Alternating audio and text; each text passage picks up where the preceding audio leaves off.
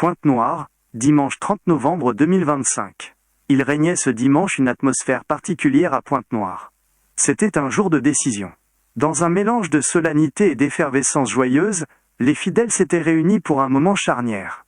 Le renouvellement du bureau départemental de la mobilisation de la femme, DMF. L'enjeu était de taille pour cette communauté qui compte pas moins de 32 églises à travers le département.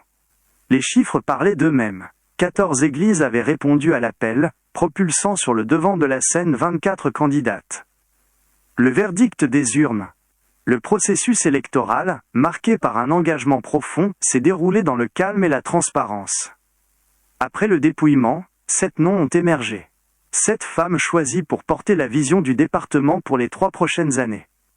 Au sommet de cette nouvelle équipe, un visage familier et respecté a été plébiscité. La servante du Seigneur, Clémence Bacci, a vu son mandat de coordonnatrice renouvelé. Des piliers dans la vie spirituelle. À l'annonce des résultats, l'émotion était palpable sur le visage de la coordonnatrice réélue. C'est une joie pour moi que de voir que les femmes des assemblées chrétiennes continuent à me faire confiance. Ce n'est pas une confiance aveugle, c'est parce qu'elles ont vu le travail que nous avons fait ensemble pendant les 3 ans passés. Et elles ont pensé que je pouvais continuer avec elles en travaillant toujours. Ce mandat est pour moi une responsabilité renouvelée, a déclaré Clémence Bacci, la voix nouée par l'émotion mais le regard déterminé. Pour ce nouveau mandat, l'objectif principal, c'est d'emmener les femmes à plus à se consacrer à l'œuvre de Dieu. La Bible dit que ce n'est pas par notre force, ni par expérience, mais c'est par l'Esprit de Dieu.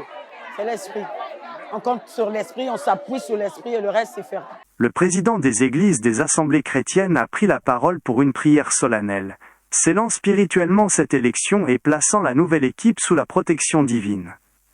Si les urnes ont parlé, la fête, elle, ne fait que commencer. Le rendez-vous est déjà pris pour le 14 décembre 2025. La communauté se retrouvera pour un culte de communion fraternelle à l'hôtel Le Ruisseau.